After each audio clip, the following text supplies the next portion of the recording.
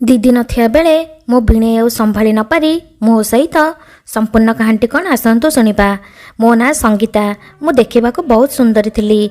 मो शरीर पतला थिला एवं मते जेकोसी पुओ देखिले मो प्रति आकर्षित हो जाउथला।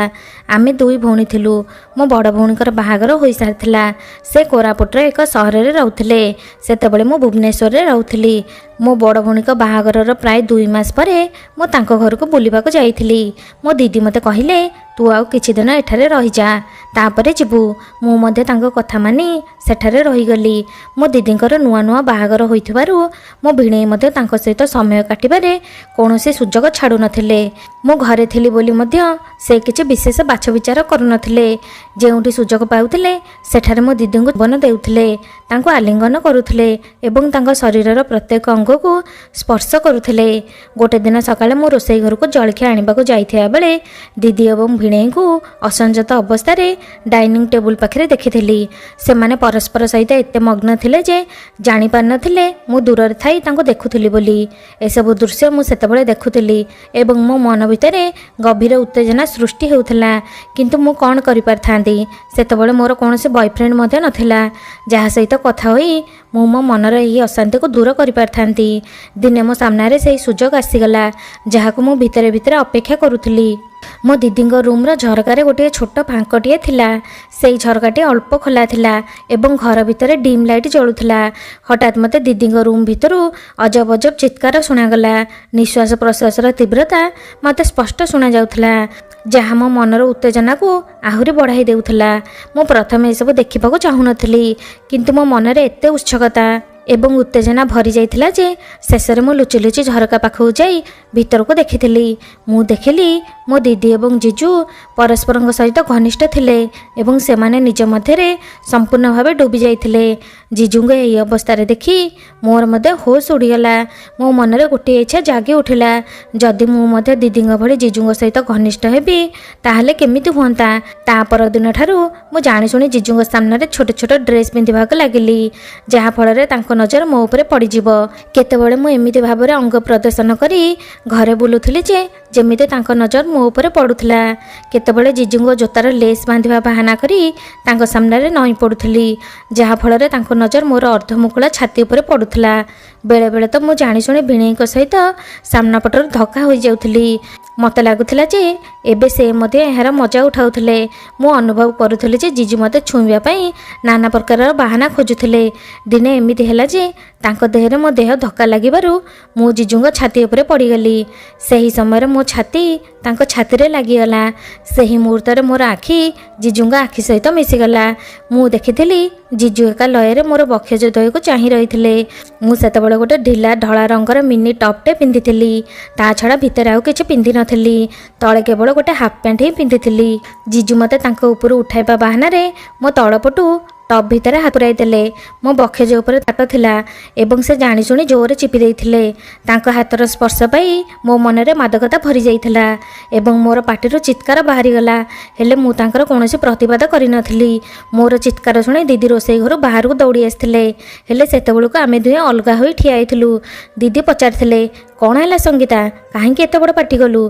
मु कहली किछि नाही दीदी मु असरपा देखि डरी गली। जीजू कहले सुनीता तुम भौणी तुला परी नरम पिलाटा टिके टिके कथारे डरी जाउछि ताहले विवाह पर एते बड़ बड़ झटका किपरि सहिब। दीदी मो जीजूंगर कथाबार्तार अर्थ बुझी पार नथिले हेले मु सबु बुझी पारथिली। से कौन कहबाको चाहुथिले। मु तांको अनाई स्मित हस हसी सेठारु चली जाइथिली। से बुझी पारथिले जे मो पक्षरु तांका पई संपूर्ण स्वाधीनता थिला। मु मते जानि सारथिले जे मो जीजू मो फासरे पड़ी जाइछन्ती एवं से निश्चित भाबरे मोर इच्छा पूरण करिवे। सेथिपई मु तांकर इशारा को अपेक्षा करिथिली। सेही दिन मु तांका ठारु एक फोन कॉल पाइली। से मते पचारले तुमे किपरि अछ संगीता। सेतबेलको जीजू ऑफिस रे थिले। से मते ऑफिस रो फोन करथिले। मु कहली जीजू मोर अवस्था बहुत खराब अछि। से कहिथिले काहेकि। मु कहले आपण जानिछन्ती एहार कारण कोन। जीजू कहले हौ आ व्यस्त हो नाही मु आज रात तुम भौणी शोई जा परे तुम पाखु जीवी। तांको कथा सुनी मु बहुत खुशी होई गेली। मु कहली ठीक अछि मु तुम पई अपेक्षा करिथिबी। रात्रि जीजू ऑफिस रो घर को आसिया परे आमे समस्ते एकाठी मिसी रात्रि भोजन कलु। रात्रि भोजन परे मु मो रूम को चली गली। दीदी एवं जीजू मध्य शोइबा को चली गले। आज मध्य सेमानक रूम रो सेही समान शब्द मान आसुथिला एवं एही शब्द ଗୁଡ଼ିକ ମୋତେ ଶୋଇବାକୁ ଦେଉନଥିଲା। ତାପରେ ରାତି 2ଟାରେ ମୋ ଦ୍ୱାରରେ ଠକ୍ ଠକ୍ ଶବ୍ଦ ହେଲା ଏବଂ ମୁଁ ଦ୍ୱାର ଖୋଲିବା ମାତ୍ରେ ଦେଖିଥିଲି ଯେ ମୋ ସାମ୍ନାରେ ଜିଜୁ ଠିଆ ହୋଇଛନ୍ତି। ମୋତେ ଦେଖି ଜିଜୁ ହସି ହସି ତୁରନ୍ତ ଭିତରକୁ ଆସି ଦ୍ୱାର ବନ୍ଦ କରିଦେଲେ ଏବଂ ମୋତେ ତାଙ୍କ କୋଳରେ ଉଠାଇ ବିଛଣାକୁ ନେଇଗଲେ। ସେ ମୋତେ ଜାବୁଡ଼ି ଧରି ଦେଇଥିଲେ। ଜିଜୁ କହିଲେ, ସଙ୍ଗୀତା, ତୁମେ ତୁମ ଦିଦିଙ୍କ ଠାରୁ ମଧ୍ୟ ଆହୁରି ସୁନ୍ଦରୀ ଓ ଆକର୍ଷଣୀୟ। ଏସବୁ ଶୁଣି ଲଜ୍ଜାରେ ମୋର ମୁଣ୍ଡ ନଇଁଗଲା। ସେ ମୋର ସୌନ୍ଦର୍ଯ୍ୟର ବହୁତ ପ୍ରଶଂସା କରିବାକୁ ଲାଗିଲେ ଏବଂ ମୋତେ ଦେବାକୁ ଲାଗିଲେ। ସେ କହିଲେ, ସଙ୍ଗୀତା, ଯେବେଠାରୁ ମୁଁ ତୁମକୁ ଦେଖିଲିଣି ମୁଁ ତୁମକୁ ନିଜର କରିବାକୁ ଚାହୁଁଥିଲି, କିନ୍ତୁ ମୁଁ ତୁମକୁ ନିଜଠାରୁ ଦୂରେଇ ରଖିଥିଲି କାରଣ ତୁମେ ମୋ ଶାଳୀ। ଦିନବେଳା ଯେତେବେଳେ ମୋର ହାତ ତୁମ ଟପ୍ ଭିତରେ ପଶିଗଲା ସେତେବେଳେ ମୋ ଶରୀରରେ ବିଜୁଳି ଦୌଡ଼ିଗଲା। ତୁମର କୌଣସି ପ୍ରତିକ୍ରିୟା ନ ଦେଖି ମୁଁ ଅନୁଭବ କଲି ଯେ ତୁମେ ମଧ୍ୟ ସେହିପରି ଚାହୁଁଛ ଯାହା ମୁଁ ଚାହୁଁଛି। ସେତେବେଳେ ମୋ ଭିତରେ ଏକ ବିଜୁଳିର ସ୍ରୋତ ବହିଗଲା। ମୁଁ କହିଲି, ଜିଜୁ, ମୁଁ ମଧ୍ୟ ତୁମକୁ ମୋ ଦିଦିଙ୍କ ସହିତ ମଜା ନେଉଥିବାର ଅନେକ ଥର ଗୁପ୍ତ ଭାବରେ ଦେଖିଛି। ତୁମକୁ ଦିଦି ସହିତ ଏପରି କରୁଥିବାର ଦେଖି ମୋ ଶରୀରର ପ୍ରତ୍ୟେକ ସ୍ଥାନ ଉତ୍ତେଜିତ ହୋଇଯାଉଥିଲା। ସେବେଠାରୁ ମୁଁ ମଧ୍ୟ ତୁମ ସହିତ ସମାନ ମଜା କରିବାକୁ ଚାହୁଁଥିଲି। ଜିଜୁ କହିଲେ, ଠିକ୍ ଅଛି, ଆଜି ମୁଁ ତୁମକୁ ସେହି ସମସ୍ତ ଖୁସି ଦେବି ଯାହା ମୁଁ ତୁମ ଦିଦିଙ୍କୁ ଦିଏ। ତୁମେ କେବଳ ମୋତେ ସହଯୋଗ କର। ଏହାପରେ ସେ ମୋ ଭଉଣୀ ସହିତ ଯାହା ସବୁ ରାତିରେ କରୁଥିଲେ ତାହା ସବୁ ମୋ ସହିତ କରିବାକୁ ଲାଗିଲେ। ସେଦିନ ମୁଁ କେବଳ ଗୋଟେ ଛୋଟ ଗୋଲାପୀ ଟପ୍ ଏବଂ ତଳେ ଗୋଟେ ହାଫ୍ ପ୍ୟାଣ୍ଟ ପିନ୍ଧିଥିଲି। ମୋ ଭିଣେଇ ମୋତେ ତାଙ୍କ ଉପରେ ବସାଇଦେଲେ ଏବଂ ମୋତେ ଆବେଗରେ ଭଲ ପାଇବା ଆରମ୍ଭ କଲେ। ସେହି ରାତିରେ ଆମେ ଦୁହେଁ ଏକ ହୋଇଗଲୁ। ସେପଟେ ମୋ ଦିଦିକୁ ଏହି ବିଷୟରେ କୌଣସି ଖବର ନଥିଲା। ସବୁ ରାତିରେ ଜିଜୁ ମୋ ଭଉଣୀ ଶୋଇଯିବା ପରେ ମୋ ପାଖକୁ ଆସୁଥିଲେ ଏବଂ ଆମେ ଏପରି ଦେଖା ହୋଇ ମଜା କରୁଥିଲୁ। ସେ ନିଶ୍ଚିନ୍ତ ଭାବରେ ମୋ ଭଉଣୀକୁ ବହୁତ ଭଲ ପାଉଥିଲେ, କିନ୍ତୁ ସେ ମୋ ସହିତ ସମୟ ବିତାଇବାକୁ ମଧ୍ୟ ପସନ୍ଦ କରୁଥିଲେ। ସେ ମୋତେ କହୁଥିଲେ ଯେ ତୁମେ ମୋର ଶାଳୀ। ଶାଳୀର ଅର୍ଥ ଅଧା ଘରଣୀ। ସେଥିପାଇଁ ମୁଁ ମୋ ସ୍ତ୍ରୀ ଏବଂ ଶାଳୀ ଉଭୟଙ୍କୁ ଖୁସି ରଖିବାକୁ ଚେଷ୍ଟା କରୁଛି। ଏଥିରେ କୌଣସି ଭୁଲ ନାହିଁ। କିଛି ଦିନ ପରେ ମୁଁ ଘରକୁ ଫେରି ଆସିଥିଲି। ତାପରେ ଯେତେବେଳେ ମୋର ମନେ ହେଉଥିଲା ମୁଁ ତୁରନ୍ତ ଭୁବନେଶ୍ୱରରୁ ମୋ ଭଉଣୀଙ୍କ ଘରକୁ ଯାଇ ମୋ ଜିଜୁଙ୍କ ସହିତ ମଜା କରୁଥିଲି। ଆମେ କେବେ ମୋ ଭଉଣୀକୁ ଏହା ବିଷୟରେ ଜଣାଇ ନଥିଲୁ। ପ୍ରଥମେ ଏସବୁ ମୋତେ ବହୁତ ମଜା ଲାଗୁଥିଲା, କିନ୍ତୁ ଧୀରେ ଧୀରେ ମୋ ମନ ଭିତରେ ଅପରାଧବୋଧ ଜନ୍ମ ନେବାକୁ ଲାଗିଲା। ବିଶେଷ କରି ଯେତେବେଳେ ମୁଁ ଦିଦିଙ୍କୁ ଦେଖୁଥିଲି ଏବଂ ତାଙ୍କର ମୋ ପ୍ରତି ସ୍ନେହ, ଭଲ ପାଇବା ଓ ବିଶ୍ୱାସକୁ ଅନୁଭବ କରୁଥିଲି, ସେତେବେଳେ ମୋ ମନ ଭିତରେ ଗୋଟିଏ କଥା ବାରମ୍ବାର ଘୁରୁଥିଲା, ଯେଉଁ ଦିଦି ମୋତେ ଏତେ ଭଲ ପାଉଛନ୍ତି ସେହି ଦିଦିଙ୍କୁ ମୁଁ କେତେ ବଡ଼ ଧୋକା ଦେଉଛି। ଗୋଟିଏ ଭାବପ୍ରବଣ ମୁହୂର୍ତ୍ତରେ ମୋ ଦ୍ୱାରା ଯେଉଁ ଭୁଲ ହୋଇଯାଇଥିଲା ତାର ଅନୁଭବ ଧୀରେ ଧୀରେ ମୋତେ ଭିତରୁ ଖାଇବାକୁ ଲାଗିଲା। ମୁଁ ମୋ ଦିଦିଙ୍କୁ ବହୁତ ଭଲ ପାଉଥିଲି ଏବଂ ମୋ ଜିଜୁଙ୍କୁ ମଧ୍ୟ ବହୁତ ପସନ୍ଦ କରୁଥିଲି, କିନ୍ତୁ ସତ କଥା ହେଉଛି ସେ ମୋ ବଡ଼ ଭଉଣୀର ସ୍ୱାମୀ ଥିଲେ। ତାଙ୍କ ସହିତ ମୋର ସେହି ସମ୍ପର୍କ ରଖିବା ଆଦୌ ଉଚିତ ନଥିଲା। ମୁଁ ନିଜକୁ ବୁଝାଉଥିଲି ଯେ ମୁଁ ହିଁ ତାଙ୍କୁ ସୁଯୋଗ ଦେଇଥିଲି। ଯଦି ମୋ ପକ୍ଷରୁ ସେହି ଦ୍ୱାର ଖୋଲା ନଥାନ୍ତା ତେବେ ସେ ମୋର ଏତେ ନିକଟକୁ ଆସିପାରିନଥାନ୍ତେ। ତେଣୁ ଏହି ଭୁଲ ପାଇଁ ମୁଁ ନିଜକୁ ହିଁ ଦୋଷୀ ଭାବୁଥିଲି। ଯେତେବେଳେ ମୋ ଭୁଲର ଗମ୍ଭୀରତା ମୋତେ ସମ୍ପୂର୍ଣ୍ଣ ଭାବେ ବୁଝା ପଡ଼ିଗଲା ସେତେବେଳେ ମୁଁ ସେହି ଘର ଛାଡ଼ି ମୋ ନିଜ ଘରକୁ ଚାଲି ଆସିଲି। ତାପରେ ଚାକିରି ପାଇଁ ବାଙ୍ଗାଲୋର ଚାଲିଗଲି। ସେଠାରେ ଧୀରେ ଧୀରେ ଗୋଟିଏ ଭଲ ଚାକିରିଟିଏ ଖୋଜିଲି ଏବଂ ନୂଆ ଜୀବନ ଆରମ୍ଭ କରିଦେଲି। ମୁଁ ମୋର ଅତୀତକୁ ଭୁଲି ଯିବାକୁ ଚେଷ୍ଟା କରୁଥିଲି। ଏମିତି ନୁହେଁ ଯେ ମୁଁ ଦିଦିଙ୍କ ସହିତ କଥା ହେଉନଥିଲି କିମ୍ବା ଜିଜୁଙ୍କ ସହିତ କଥା ହେଉନଥିଲି। ଦିଦିଙ୍କ ସହିତ ମୁଁ ପୂର୍ବପରି କଥା ହେଉଥିଲି, ହେଲେ ଜିଜୁଙ୍କ ସହିତ ଆଉ ସେହି ପୁରୁଣା ବିଷୟରେ କେବେ କଥା ହେଉନଥିଲି। ସେହି ସବୁ ଟପିକକୁ ମୁଁ ସମ୍ପୂର୍ଣ୍ଣ ଭାବେ ଏଡ଼ାଇ ଦେଇଥିଲି। ଧୀରେ ଧୀରେ ଜିଜୁ ମଧ୍ୟ ବୁଝି ସାରିଥିଲେ ଯେ ମୁଁ ଏସବୁ କଥାରୁ ଦୂରେଇ ରହିବାକୁ ଚାହୁଁଛି। ସମୟ ଗଡ଼ି ଚାଲିଲା। ଦିଦି ଏବଂ ଜିଜୁଙ୍କ ଘରେ ଏକ ସୁନ୍ଦର ଶିଶୁପୁତ୍ରଟିଏ ଜନ୍ମ ନେଇଥିଲା। ଅତୀତର ସେହି ଅଧ୍ୟାୟ ଧୀରେ ଧୀରେ ଆମ ଜୀବନରୁ ଦୂରେଇ ଗଲା। ମୋ ଅଫିସର ଜଣେ କଲିଗ ମୋତେ ଭଲ ପାଇ ବସିଥିଲେ। କିଛି ଦିନ ପରେ ସେ ମୋତେ ବିବାହ ପାଇଁ ପ୍ରସ୍ତାବ ଦେଇଥିଲେ। କିଛି ବର୍ଷ ପରେ ମୁଁ ତାଙ୍କୁ ବିବାହ କରିନେଲି। ମୋ ସ୍ୱାମୀ ବରୁଣଙ୍କୁ ମୁଁ ବହୁତ ଭଲ ପାଉଥିଲି ଏବଂ ସେ ମଧ୍ୟ ମୋତେ ବହୁତ ଭଲ ପାଉଥିଲେ। ଆମେ ପରସ୍ପର ସହିତ ବହୁତ ଖୁସିରେ ଥିଲୁ, କିନ୍ତୁ ବରୁଣ ଯେତେବେଳେ ମୋ ପାଖକୁ ଆସୁଥିଲେ, ସ୍ପର୍ଶ କରୁଥିଲେ, ସେତେବେଳେ ମୋତେ ମୋର ଜିଜୁଙ୍କ କଥା ମନେ ପଡ଼ିଯାଉଥିଲା। ତାଙ୍କ ସହିତ କାଟିଥିବା ସେହିସବୁ ମୁହୂର୍ତ୍ତ ମୋ ଆଖି ଆଗରେ ଭାସି ଆସୁଥିଲା। ବରୁଣ ବହୁତ ଭଲ ମଣିଷ ଥିଲେ, କିନ୍ତୁ ତାଙ୍କ ପାଖରେ ସେହି ଆକର୍ଷଣ ନଥିଲା ଯାହା ମୋ ଜିଜୁଙ୍କ ପାଖରେ ଥିଲା। ଆଉ ସେହି କାରଣରୁ ମୁଁ ନିଜକୁ ଜିଜୁଙ୍କ ପ୍ରତି ଆକର୍ଷିତ ହେବାରୁ ରୋକି ପାରିନଥିଲି। ସେ ଯାହା ବି ହେଉ, ବରୁଣ ମୋର ସ୍ୱାମୀ ଥିଲେ। ମୁଁ ତାଙ୍କ ସହିତ ବିବାହ କରିଥିଲି ଏବଂ ତାଙ୍କ ସହିତ ମୋତେ ଆଗକୁ ବଢ଼ିବାର ଥିଲା, କିନ୍ତୁ ମୋ ଜିଜୁ ମୋର ପ୍ରଥମ ପ୍ରେମ ଥିଲେ। ଆଉ ମୁଁ ଯେତେ ଚେଷ୍ଟା କଲେ ବି ମୋର ପ୍ରଥମ ପ୍ରେମକୁ ମନରୁ ମୁଁ ସମ୍ପୂର୍ଣ୍ଣ ଭାବେ କାଢ଼ି ପାରିନଥିଲି। ମୋ ମନରେ ତାଙ୍କ ପାଇଁ ଏତେ ଗୁପ୍ତ ଭାବନା ଥିଲା ଯେ ତାଙ୍କୁ ଭୁଲି ନୂଆ ଜୀବନ ଆରମ୍ଭ କରିବା ମୋ ପାଇଁ ସହଜ ହେଉନଥିଲା। ତଥାପି ମୋତେ ଜିଜୁଙ୍କୁ ଭୁଲି ବରୁଣଙ୍କ ସହିତ ଆଗକୁ ବଢ଼ିବାକୁ ପଡ଼ିଥିଲା। ବିବାହ ପରେ ପ୍ରଥମ ଥର ପାଇଁ ଦିଦି ମୋତେ ତାଙ୍କ ଘରକୁ ଖାଇବା ପାଇଁ ନିମନ୍ତ୍ରଣ କରିଥିଲେ। ସେତେବେଳରୁ ବାଙ୍ଗାଲୋରରୁ ମୁଁ ଏବଂ ବରୁଣ ଦୁହେଁ ଦିଦିଙ୍କ ଘରକୁ ଯାଇଥିଲୁ। ସେଠାରେ ଦିଦିଙ୍କର ନବଜାତ ଶିଶୁକୁ ଦେଖି ମୁଁ ବହୁତ ଖୁସି ହୋଇଯାଇଥିଲି। ତାକୁ କୋଳରେ ଧରି ଘର ସାରା ବୁଲୁଥିଲି ଏବଂ ବହୁତ ସ୍ନେହ କରୁଥିଲି। ସେଦିନ ଜିଜୁ ଅଫିସ ଯାଇଥିଲେ। ସନ୍ଧ୍ୟାରେ ସେ ଅଫିସରୁ ଫେରି ମୋତେ ଦେଖିବା ପରେ କିଛି ସମୟ ପାଇଁ ସେଠାରେ ହିଁ ଠିଆ ହୋଇ ରହିଗଲେ। ମୁଁ ନୂଆ ବୋହୂ ଭଳି ସଜେଇ ହୋଇଥିବାରୁ ବହୁତ ସୁନ୍ଦର ଦେଖାଯାଉଥିଲି। ମୁଁ ତାଙ୍କ ଆଡ଼କୁ ଅନେଇବାକୁ ଚାହୁଁନଥିଲି, କିନ୍ତୁ ସେ ପୂର୍ବ ଭଳି ମୋତେ ଲଗାତାର ଚାହିଁ ରହୁଥିଲେ। ମୋ ମନରେ ଭୟ ହେଉଥିଲା ଯେ ଯଦି ଜିଜୁ ଏମିତି କିଛି କରନ୍ତି ଏବଂ ଏହି କଥା ବରୁଣ କିମ୍ବା ଦିଦିଙ୍କ ନଜରକୁ ଆସିଯାଏ ତାହେଲେ ବହୁତ ବଡ଼ ସମସ୍ୟା ହୋଇଯିବ। ତେଣୁ ମୁଁ ତାଙ୍କ ସହିତ ଗୁପ୍ତ ଭାବରେ କଥା ହୋଇ ସବୁକିଛି ବୁଝାଇବାକୁ ଚାହୁଁଥିଲି। ସେଦିନ ରାତିରେ ଖାଇବା ସରିବା ପରେ ମୁଁ ଟିକେ ଫ୍ରେଶ୍ ହେବା ପାଇଁ ଛାତ ଉପରକୁ ଯାଇଥିଲି। ହଠାତ୍ ଜିଜୁ ମୋ ପଛପଟୁ ଆସି ମୋତେ କୁଣ୍ଢାଇ ଧରିଲେ। ମୁଁ ଭାବିଲି ବୋଧହୁଏ ବରୁଣ ଆସିଛନ୍ତି, ତେଣୁ ମୁଁ ବରୁଣ ବୋଲି କହିଦେଲି। କିନ୍ତୁ ପଛକୁ ବୁଲି ଦେଖିଲି ସେ ମୋ ଜିଜୁ ଥିଲେ। ମୁଁ ଭୟ ପାଇ ତାଙ୍କୁ ନିଜଠାରୁ ଅଲଗା କରି କହିଲି, ଜିଜୁ ଏସବୁ କ'ଣ? ସେ କହିଲେ, ସଙ୍ଗୀତା, ତୁମେ କ'ଣ ଭାବୁଛ ମୁଁ ଏତେ ଦିନ ଧରି ତୁମକୁ ଭୁଲି ଯାଇଛି?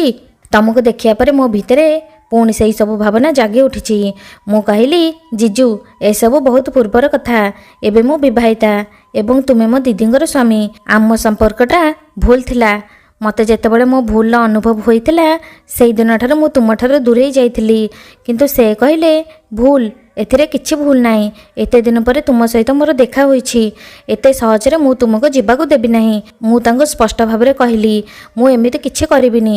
ଜିଜୁ ତୁମେ ମୋ ସହିତ ଜବରଦସ୍ତି କରିପାରିବନି। କିନ୍ତୁ ସେ ମୋ କଥା ଶୁଣିବା ପରେ ମଧ୍ୟ ମୋତେ ଜବରଦସ୍ତି ନିଜ ବାହୁରେ ଉଠାଇ ନେଲେ। ମୁଁ ବଡ଼ ପାଟି କରି ଚିତ୍କାର ମଧ୍ୟ କରିପାରୁନଥିଲି, କାରଣ ତଳେ ମୋ ଦିଦି ଏବଂ ମୋ ସ୍ୱାମୀ ବରୁଣ ଥିଲେ। ସେ ମୋତେ ଜବରଦସ୍ତି ଜୀବନ କରିବାକୁ ଲାଗିଲେ। ତାଙ୍କର ସ୍ପର୍ଶ ପାଇବା ପରେ କେଉଁଠି ନା କେଉଁଠି ମୋ ମନରେ ତାଙ୍କ ପାଇଁ ଲୁଚି ରହିଥିବା ପ୍ରେମ ଜାଗି ଉଠିଥିଲା। ଯେତେବେଳେ ସେ ନିଜ ସୀମାରେଖା ଅତିକ୍ରମ କରିବାକୁ ଚେଷ୍ଟା କଲେ ସେତେବେଳେ ମୁଁ ତାଙ୍କୁ ନିଜଠାରୁ ଦୂରକୁ ଠେଲିଦେଲି ଏବଂ କହିଲି, ଜିଜୁ ଏସବୁ ଭୁଲ। ଯଦି ଦିଦି କିମ୍ବା ବରୁଣକୁ ଏସବୁ ଜଣାପଡ଼ିଯାଏ ତେବେ ଆମ ଦୁହିଁଙ୍କର ସଂସାର ନଷ୍ଟ ହୋଇଯିବ। ତେଣୁ ଏବେଠାରୁ ଆମର ଅଲଗା ରହିବା ହିଁ ଉଚିତ ହେବ। ମୁଁ ବହୁତ କଷ୍ଟରେ ତାଙ୍କଠାରୁ ଖସି ତଳକୁ ଦୌଡ଼ି ଆସିଲି। ସେହି ରାତିରେ ମୁଁ ବହୁତ ଭୟଭୀତ ଥିଲି। ମୋ ମନରେ କେବଳ ଗୋଟିଏ କଥା ହିଁ ଘୁରୁଥିଲା, କାଳେ ଏସବୁ କଥା ବରୁଣକୁ ଜଣାପଡ଼ିଯିବନି ତ। ପରଦିନ ସକାଳ ହେବା ମାତ୍ରେ ମୁଁ ଆଉ ଗୋଟିଏ ମୁହୂର୍ତ୍ତ ମଧ୍ୟ ସେଠାରେ ରହିବାକୁ ଚାହୁଁନଥିଲି ଏବଂ ତୁରନ୍ତ ବରୁଣକୁ ନେଇ ମୁଁ ବାଙ୍ଗାଲୋର ଫେରିଗଲି। ସେହି ରାତି କଥା ଆଉ ଯେମିତି ପୁନରାବୃତ୍ତି ନ ହେଉ ସେହି ବିଷୟରେ ଧ୍ୟାନ ଦେବାକୁ ଜିଜୁଙ୍କୁ କହି ଆସିଥିଲି। ଦର୍ଶକ ବନ୍ଧୁ, ଆପଣମାନଙ୍କର ମୂଲ୍ୟବାନ ସମୟ ଦେଇ ଆମର ଏହି ଭିଡ଼ିଓଟିକୁ ସମ୍ପୂର୍ଣ୍ଣ ଦେଖିଥିବାରୁ ବହୁତ ବହୁତ ଧନ୍ୟବାଦ। କାହାଣୀଟି କିପରି ଲାଗିଲା କମେଣ୍ଟ ବକ୍ସ ମାଧ୍ୟମରେ ଆପଣଙ୍କ ମତାମତ ନିଶ୍ଚୟ ଦେବେ। କାହାଣୀଟି ଭଲ ଲାଗୁଥିଲେ ଭିଡ଼ିଓଟିକୁ ଲାଇକ୍ କରିବା ସହିତ ସେୟାର ମଧ୍ୟ କରିଦେବେ। ଏହିଭଳି କାହାଣୀ ସବୁବେଳେ ଦେଖିବା ପାଇଁ ଆମର ଓଡ଼ିଆ ଗୋଲ୍ଡେନ ଷ୍ଟୋରି ଚ୍ୟାନେଲକୁ ସବସ୍କ୍ରାଇବ କରି ପାଖରେ ଥିବା ବେଲ୍ ଆଇକନକୁ ଦବାଇ ଦିଅନ୍ତୁ। ପୁଣି ଦେଖା ହେବା ଆଉ ଗୋଟେ ନୂଆ ଭିଡ଼ିଓରେ ଆଉ ଏକ ସୁନ୍ଦର କାହାଣୀଟି ନେଇ। ସେତେବେଳେ ପର୍ଯ୍ୟନ୍ତ ରହୁଛୁ, ନମସ୍କାର। ଦିଦି ନଥିବା ବେଳେ ମୋ ଭିଣେଇ ଆଉ ସମ୍ଭାଳି ନପାରି ମୋ ସହିତ ସମ୍ପୂର୍ଣ୍ଣ କାହାଣୀଟି କ'ଣ ଆସନ୍ତୁ ଶୁଣିବା। ମୋ ନାଁ ସଙ୍ଗୀତା। ମୁଁ ଦେଖିବାକୁ ବହୁତ ସୁନ୍ଦରୀ ଥିଲି। ମୋ ଶରୀର ପତଳା ଥିଲା ଏବଂ ମୋତେ ଯେକୌଣସି ପୁଅ ଦେଖିଲେ ମୋ ପ୍ରତି ଆକର୍ଷିତ ହୋଇଯାଉଥିଲା। ଆମେ ଦୁଇ ଭଉଣୀ ଥିଲୁ। ମୋ ବଡ଼ ଭଉଣୀଙ୍କର ବାହାଘର ହୋଇସାରିଥିଲା। ସେ କୋରାପୁଟର ଏକ ସହରରେ ରହୁଥିଲେ। ସେତେବେଳେ ମୁଁ ଭୁବନେଶ୍ୱରରେ ରହୁଥିଲି। ମୋ ବଡ଼ ଭଉଣୀଙ୍କ ବାହାଘରର ପ୍ରାୟ 2 ମାସ ପରେ ମୁଁ ତାଙ୍କ ଘରକୁ ବୁଲିବାକୁ ଯାଇଥିଲି। ମୋ ଦିଦି ମୋତେ କହିଲେ, ତୁ ଆଉ କିଛି ଦିନ ଏଠାରେ ରହିଯା, ତାପରେ ଯିବୁ। ମୁଁ ମଧ୍ୟ ତାଙ୍କ କଥା ମାନି ସେଠାରେ ରହିଗଲି। ମୋ ଦିଦିଙ୍କର ନୂଆ ନୂଆ ବାହାଘର ହୋଇଥିବାରୁ ମୋ ଭିଣେଇ ମଧ୍ୟ ତାଙ୍କ ସହିତ ସମୟ କାଟିବାରେ କୌଣସି ସୁଯୋଗ ଛାଡ଼ୁନଥିଲେ। ମୁଁ ଘରେ ଥିଲି ବୋଲି ମଧ୍ୟ ସେ କିଛି ବିଶେଷ ବାଛବିଚାର କରୁନଥିଲେ। ଯେଉଁଠି ସୁଯୋଗ ପାଉଥିଲେ ସେଠାରେ ମୋ ଦିଦିଙ୍କୁ ଜୀବନ ଦେଉଥିଲେ, ତାଙ୍କୁ ଆଲିଙ୍ଗନ କରୁଥିଲେ ଏବଂ ତାଙ୍କ ଶରୀରର ପ୍ରତ୍ୟେକ ଅଙ୍ଗକୁ ସ୍ପର୍ଶ କରୁଥିଲେ। ଗୋଟେ ଦିନ ସକାଳେ ମୁଁ ରୋଷେଇ ଘରକୁ ଜଳଖିଆ ଆଣିବାକୁ ଯାଇଥିବା ବେଳେ ଦିଦି ଏବଂ ଭିଣେଇଙ୍କୁ ଅସଞ୍ଜତ ଅବସ୍ଥାରେ ଡାଇନିଂ ଟେବୁଲ ପାଖରେ ଦେଖିଥିଲି। ସେମାନେ ପରସ୍ପର ସହିତ ଏତେ ମଗ୍ନ ଥିଲେ ଯେ ଜାଣିପାରିନଥିଲେ ମୁଁ ଦୂରରେ ଥାଇ ତାଙ୍କୁ ଦେଖୁଥିଲି ବୋଲି। ଏସବୁ ଦୃଶ୍ୟ ମୁଁ ସେତେବେଳେ ଦେଖୁଥିଲି ଏବଂ ମୋ ମନ ଭିତରେ ଗଭୀର ଉତ୍ତେଜନା ସୃଷ୍ଟି ହେଉଥିଲା। କିନ୍ତୁ ମୁଁ କ'ଣ କରିପାରିଥାନ୍ତି? ସେତେବେଳେ ମୋର କୌଣସି ବୟଫ୍ରେଣ୍ଡ ମଧ୍ୟ ନଥିଲା ଯାହା ସହିତ କଥା ହୋଇ ମୁଁ ମୋ ମନର ଏହି ଅଶାନ୍ତିକୁ ଦୂର କରିପାରିଥାନ୍ତି। ଦିନେ ମୋ ସାମ୍ନାରେ ସେହି ସୁଯୋଗ ଆସିଗଲା ଯାହାକୁ ମୁଁ ଭିତରେ ଭିତରେ ଅପେକ୍ଷା କରୁଥିଲି। ମୋ ଦିଦିଙ୍କ ରୁମ୍ର ଝରକାରେ ଗୋଟିଏ ଛୋଟ ଫାଙ୍କଟିଏ ଥିଲା। ସେହି ଝରକାଟି ଅଳ୍ପ ଖୋଲା ଥିଲା ଏବଂ ଘର ଭିତରେ ଡିମ୍ ଲାଇଟ୍ ଜଳୁଥିଲା। ହଠାତ୍ ମୋତେ ଦିଦିଙ୍କ ରୁମ୍ ଭିତରୁ ଅଜବ ଅଜବ ଚିତ୍କାର ଶୁଣାଗଲା। ନିଶ୍ୱାସ ପ୍ରଶ୍ୱାସର ତୀବ୍ରତା ମୋତେ ସ୍ପଷ୍ଟ ଶୁଣାଯାଉଥିଲା, ଯାହା ମୋ ମନର ଉତ୍ତେଜନାକୁ ଆହୁରି ବଢ଼ାଇ ଦେଉଥିଲା। ମୁଁ ପ୍ରଥମେ ଏସବୁ ଦେଖିବାକୁ ଚାହୁଁନଥିଲି, କିନ୍ତୁ ମୋ ମନରେ ଏତେ ଉତ୍ସୁକତା ଏବଂ ଉତ୍ତେଜନା ଭରି ଯାଇଥିଲା ଯେ ଶେଷରେ ମୁଁ ଲୁଚି ଲୁଚି ଝରକା ପାଖକୁ ଯାଇ ଭିତରକୁ ଦେଖିଥିଲି। ମୁଁ ଦେଖିଲି ମୋ ଦିଦି ଏବଂ ଜିଜୁ ପରସ୍ପରଙ୍କ ସହିତ ଘନିଷ୍ଠ ଥିଲେ ଏବଂ ସେମାନେ ନିଜ ମଧ୍ୟରେ ସମ୍ପୂର୍ଣ୍ଣ ଭାବେ ଡୁବି ଯାଇଥିଲେ। ଜିଜୁଙ୍କ ଏହି ଅବସ୍ଥାରେ ଦେଖି ମୋର ମଧ୍ୟ ହୋସ୍ ଉଡ଼ିଗଲା। ମୋ ମନରେ ଗୋଟିଏ ଇଚ୍ଛା ଜାଗି ଉଠିଲା, ଯଦି ମୁଁ ମଧ୍ୟ ଦିଦିଙ୍କ ଭଳି ଜିଜୁଙ୍କ ସହିତ ଘନିଷ୍ଠ ହେବି ତାହେଲେ କେମିତି ହୁଅନ୍ତା। ତା ପରଦିନ ଠାରୁ ମୁଁ ଜାଣିଶୁଣି ଜିଜୁଙ୍କ ସାମ୍ନାରେ ଛୋଟ ଛୋଟ ଡ୍ରେସ୍ ପିନ୍ଧିବାକୁ ଲାଗିଲି, ଯାହାଫଳରେ ତାଙ୍କ ନଜର ମୋ ଉପରେ ପଡ଼ିଯିବ। କେତେବେଳେ ମୁଁ ଏମିତି ଭାବରେ ଅଙ୍ଗ ପ୍ରଦର୍ଶନ କରି ଘରେ ବୁଲୁଥିଲି ଯେ ଯେମିତି ତାଙ୍କ ନଜର ମୋ ଉପରେ ପଡ଼ୁଥିଲା। କେତେବେଳେ ଜିଜୁଙ୍କ ଜୋତାର ଲେସ୍ ବାନ୍ଧିବା ବାହାନା କରି ତାଙ୍କ ସାମ୍ନାରେ ନଇଁ ପଡ଼ୁଥିଲି, ଯାହାଫଳରେ ତାଙ୍କ ନଜର ମୋର ଅର୍ଦ୍ଧମୁକୁଳା ଛାତି ଉପରେ ପଡ଼ୁଥିଲା। ବେଳେବେଳେ ତ ମୁଁ ଜାଣିଶୁଣି ଭିଣେଇଙ୍କ ସହିତ ସାମ୍ନା ପଟରୁ ଧକ୍କା ହୋଇଯାଉଥିଲି। ମୋତେ ଲାଗୁଥିଲା ଯେ ଏବେ ସେ ମଧ୍ୟ ଏହାର ମଜା ଉଠାଉଥିଲେ। ମୁଁ ଅନୁଭବ କରୁଥିଲି ଯେ ଜିଜୁ ମୋତେ ଛୁଇଁବା ପାଇଁ ନାନା ପ୍ରକାରର ବାହାନା ଖୋଜୁଥିଲେ। ଦିନେ ଏମିତି ହେଲା ଯେ ତାଙ୍କ ଦେହରେ ମୋ ଦେହ ଧକ୍କା ଲାଗିବାରୁ ମୁଁ ଜିଜୁଙ୍କ ଛାତି ଉପରେ ପଡ଼ିଗଲି। ସେହି ସମୟରେ ମୋ ଛାତି ତାଙ୍କ ଛାତିରେ ଲାଗିଗଲା। ସେହି ମୁହୂର୍ତ୍ତରେ ମୋର ଆଖି ଜିଜୁଙ୍କ ଆଖି ସହିତ ମିଶିଗଲା। ମୁଁ ଦେଖିଥିଲି ଜିଜୁ ଏକା ଲୟରେ ମୋର ବକ୍ଷୋଜୟକୁ ଚାହିଁ ରହିଥିଲେ। ମୁଁ ସେତେବେଳେ ଗୋଟେ ଢିଲା ଧଳା ରଙ୍ଗର ମିନି ଟପ୍ଟେ ପିନ୍ଧିଥିଲି। ତା ଛଡ଼ା ଭିତରେ ଆଉ କିଛି ପିନ୍ଧିନଥିଲି। ତଳେ କେବଳ ଗୋଟେ ହାଫ୍ ପ୍ୟାଣ୍ଟ ହିଁ ପିନ୍ଧିଥିଲି। ଜିଜୁ ମୋତେ ତାଙ୍କ ଉପରୁ ଉଠାଇବା ବାହାନାରେ ମୋ ତଳପଟୁ ଟପ୍ ଭିତରେ ହାତ ପୁରାଇ ଦେଲେ। ମୋ ବକ୍ଷୋଜ ଉପରେ ତାଟ ଥିଲା ଏବଂ ସେ ଜାଣିଶୁଣି ଜୋରରେ ଚିପି ଦେଇଥିଲେ। ତାଙ୍କ ହାତର ସ୍ପର୍ଶ ପାଇ ମୋ ମନରେ ମାଦକତା ଭରି ଯାଇଥିଲା ଏବଂ ମୋର ପାଟିରୁ ଚିତ୍କାର ବାହାରିଗଲା। ହେଲେ ମୁଁ ତାଙ୍କର କୌଣସି ପ୍ରତିବାଦ କରିନଥିଲି। ମୋର ଚିତ୍କାର ଶୁଣି ଦିଦି ରୋଷେଇ ଘରୁ ବାହାରକୁ ଦୌଡ଼ି ଆସିଥିଲେ। ହେଲେ ସେତେବେଳକୁ ଆମେ ଦୁହେଁ ଅଲଗା ହୋଇ ଠିଆ ହେଇଥିଲୁ। ଦିଦି ପଚାରିଥିଲେ, କ'ଣ ହେଲା ସଙ୍ଗୀତା, କାହିଁକି ଏତେ ବଡ଼ ପାଟି କଲୁ? ମୁଁ କହିଲି, କିଛି ନାହିଁ ଦିଦି, ମୁଁ ଅସରପା ଦେଖି ଡରିଗଲି। ଜିଜୁ କହିଲେ, ସୁନିତା, ତୁମ ଭଉଣୀ ତୁଳା ପରି ନରମ ପିଲାଟା ଟିକେ ଟିକେ କଥାରେ ଡରି ଯାଉଛି, ତାହେଲେ ବିବାହ ପରେ ଏତେ ବଡ଼ ବଡ଼ ଝଟକା କିପରି ସହିବ? ଦିଦି ମୋ ଜିଜୁଙ୍କର କଥାବାର୍ତ୍ତାର ଅର୍ଥ ବୁଝିପାରିନଥିଲେ, ହେଲେ ମୁଁ ସବୁ ବୁଝିପାରୁଥିଲି ସେ କ'ଣ କହିବାକୁ ଚାହୁଁଥିଲେ। ମୁଁ ତାଙ୍କୁ ଅନାଇ ସ୍ମିତ ହସ ହସି ସେଠାରୁ ଚାଲିଯାଇଥିଲି। ସେ ବୁଝିପାରିଥିଲେ ଯେ ମୋ ପକ୍ଷରେ ତାଙ୍କ ପାଇଁ ସମ୍ପୂର୍ଣ୍ଣ ସ୍ୱାଧୀନତା ଥିଲା। ମୁଁ ମଧ୍ୟ ଜାଣିସାରିଥିଲି ଯେ ମୋ ଜିଜୁ ମୋ ଫାଶରେ ପଡ଼ିଯାଇଛନ୍ତି ଏବଂ ସେ ନିଶ୍ଚିନ୍ତ ଭାବରେ ମୋର ଇଚ୍ଛା ପୂରଣ କରିବେ। ସେଥିପାଇଁ ମୁଁ ତାଙ୍କର ଇସାରାକୁ ଅପେକ୍ଷା କରିଥିଲି। ସେହିଦିନ ମୁଁ ତାଙ୍କଠାରୁ ଏକ ଫୋନ୍ କଲ୍ ପାଇଲି।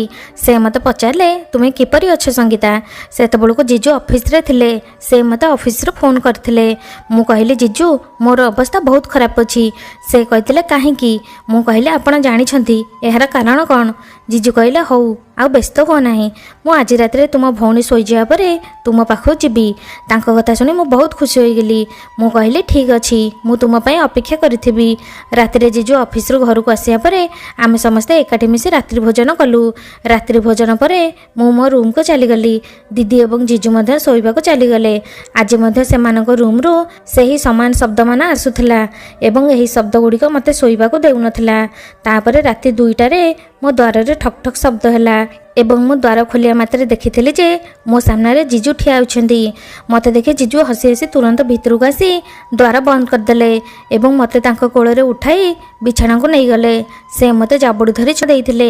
ଜିଜୁ କହିଲେ, ସଙ୍ଗୀତା, ତୁମେ ତୁମ ଦିଦିଙ୍କ ଠାରୁ ମଧ୍ୟ ଆହୁରି ସୁନ୍ଦରୀ ଓ ଆକର୍ଷଣୀୟ। ଏସବୁ ଶୁଣି ଲଜ୍ଜାରେ ମୋର ମୁଣ୍ଡ ନଇଁଗଲା। ସେ ମୋର ସୌନ୍ଦର୍ଯ୍ୟର ବହୁତ ପ୍ରଶଂସା କରିବାକୁ ଲାଗିଲେ ଏବଂ ମୋତେ ଦେବାକୁ ଲାଗିଲେ।